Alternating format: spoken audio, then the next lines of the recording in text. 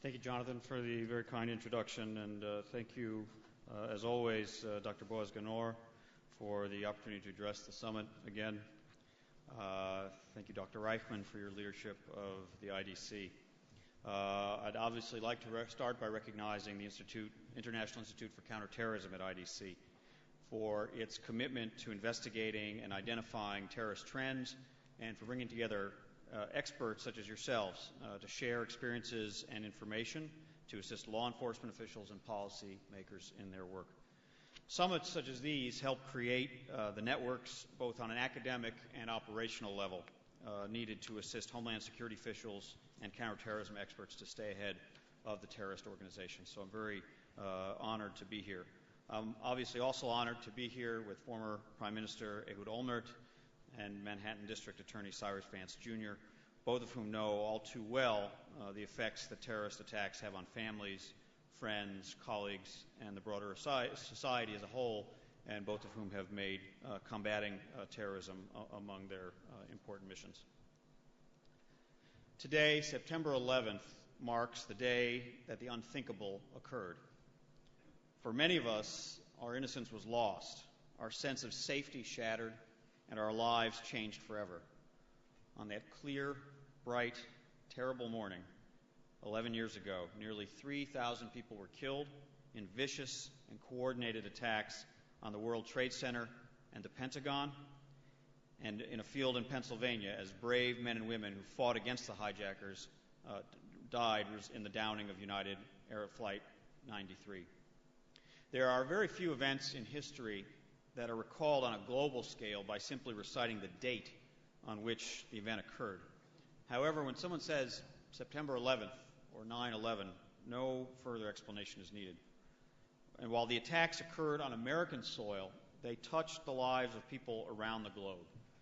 With victims from more than 90 countries, 9/11 was not only an attack on America, although it was that. It was an attack on the values of freedom and democracy that Americans share with so many. The victims were also British and Korean, Canadian and Indian, Dominican and Filipino, Colombian and Japanese. They were from all over the world. And among those killed were also 5 Israelis: Alona Avraham, Leon Lebor, Shai Levenhar, Daniel Lewin, and Chagai Shefi. Yehi Zichram Baruch. I was honored to join with their families and many other friends of the United States in a moving ceremony at the Karen Kayemet L'Yisrael JNF Living Memorial to the victims of 9/11 in the Emek Arazim outside Jerusalem earlier today that I know Prime Minister Olmert had a lot to do with the establishment of. While we remember those who perished on September 11th, we should also remember those who have been killed and injured in numerous terrorist attacks worldwide, in Buenos Aires, Dar es Salaam, Nairobi, London and Madrid, Phuket and Bali, Tel Aviv and Jerusalem, and most recently in Burgos. So I'd like, at this point, to pause for a moment of silence to remember all of these victims and many other victims of terrorism around the world.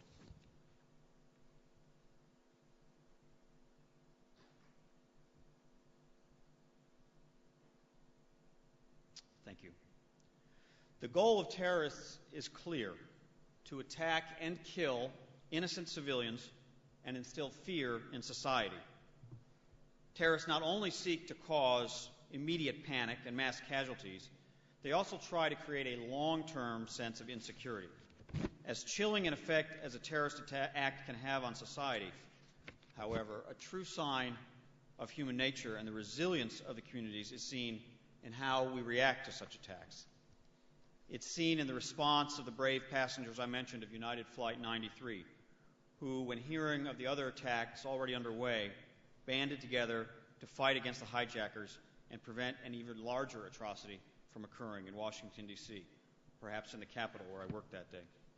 It's seen in the first responders who rushed to the World Trade Center and the Pentagon to assist the injured and attempted to evacuate the towers before their collapse, putting their own lives at risk, and in some cases losing them. It's seen in the outpouring of international support that came in the hours, days, and months following the attacks. And it's seen in the reconstruction of the World Trade Center and the memorial to its victims currently underway in Lower Manhattan. While the terrorists caused us to change our daily routines, being more alert to our surroundings and adapting security procedures to thwart future attempts, what perhaps they didn't realize was that their actions would also have a galvanizing effect, bringing people together. In the immediate aftermath of these heinous crimes, what's very significant to me is the way we emerged more united, both within the United States and with many partners around the world. We were, of course, united initially in our common disbelief of what had transpired, but equally in our resolve not to let the perpetrators continue planning and executing future attacks with impunity. In the days after 9/11, Prime Minister Benjamin Netanyahu, who was then Israel's finance minister, spoke in solidarity with the American people, saying, quote, "Today we are all Americans, in grief as in defiance." He continued by adding, "If we, the citizens of the free world, marshal the enormous reserves of the power at our disposal, harness the steely resolve of a free people, and mobilize our collective will, we shall eradicate this evil from the face of the earth." End quote. Since then, the United States has relentlessly pursued the leaders of al-Qaeda, restricted its operating space, and limited its sources of funding. It remains a threat, but it is a weakened organization, and not only because of the operation that took down Osama bin Laden in May of 2011. In the same period, nations around the globe have galvanized forces through bilateral and regional cooperation and in international organizations such as the United Nations, NATO, and the OSCE. Behind the scenes, governments and intelligence agencies now work much more closely together to identify threats and thwart terrorist activities, cutting off their methods of financing, infiltrating cells, sharing information, and taking action to both prevent attacks and to bring terrorists to justice. And to counter the terrorist threat, we also seek out and share techniques and best practices. In doing so, many experts from around the world have turned to our friends and colleagues here in Israel to learn from your experience, your bitter experience born of too many terrorist attacks. No other country has had to cope with the constant threat of terror more than Israel. In developing the U.S. response to terrorism, we've turned to Israel at all steps in the process. Israelis understand on the deepest level just how easy it is for terrorists to instill fear and overturn our way of life.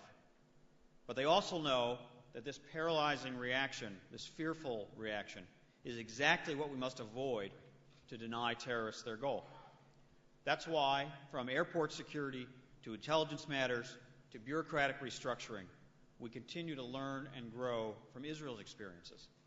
In transportation security, El Al and Israeli aviation security experts offered us their hard lessons learned from earlier acts of aviation terrorism in building an effective system to counter such attempts. And the knowledge you've shared with us has helped prevent numerous attacks, both on American soil and elsewhere. We've honed our human intelligence, individuals on the ground, gathering information, infiltrating cells. We focus on the need to disrupt terrorists in all phases of their work: recruitment, indoctrination, training, and logistical support of terrorist operatives.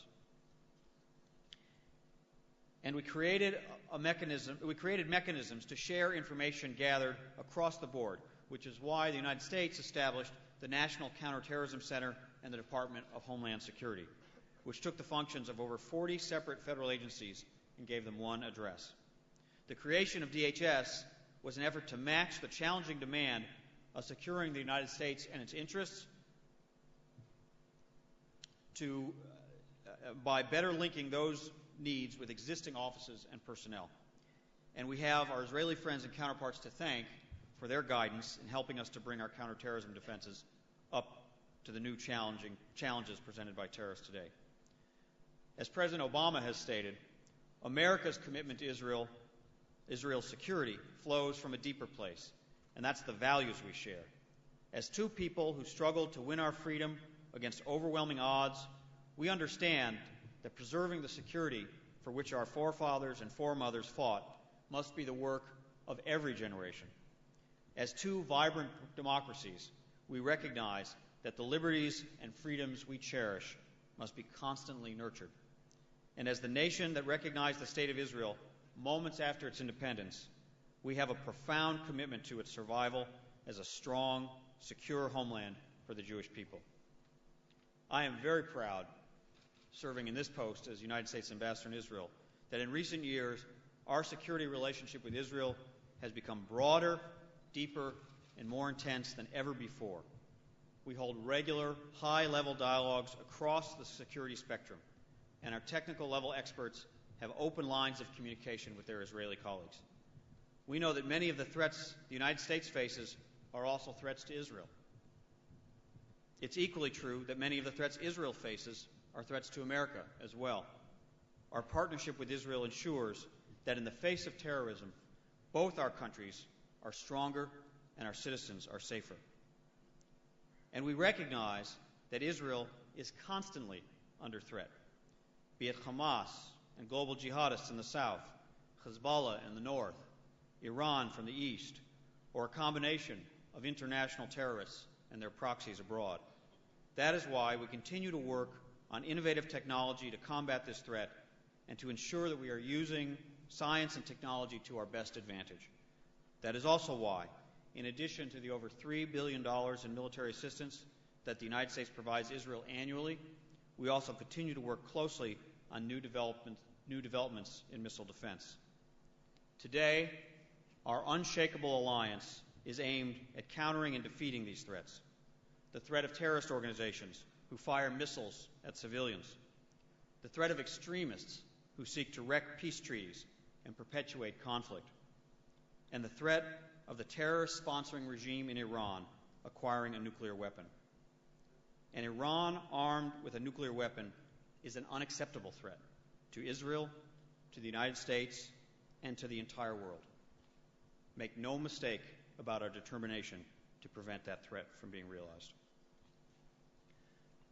This past decade has shown us that the universal pursuit of dignity and freedom is stronger than random acts of terror.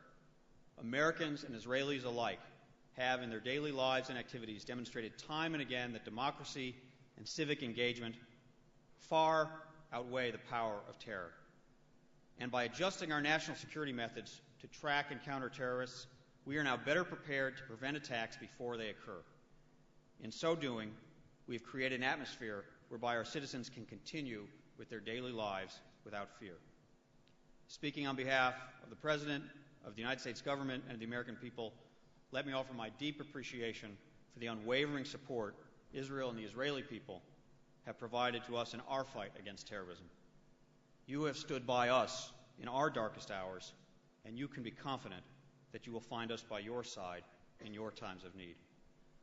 אני מאחל לכל אחד ואחד מכם שנה טובה ומתוקה, שנה מוצלחת ומבורכת, שנה של שלום ושנה של ביטחון. I wish everyone a good, sweet year, a year of health, happiness, success, and blessings, and a year of security and peace. Thank you.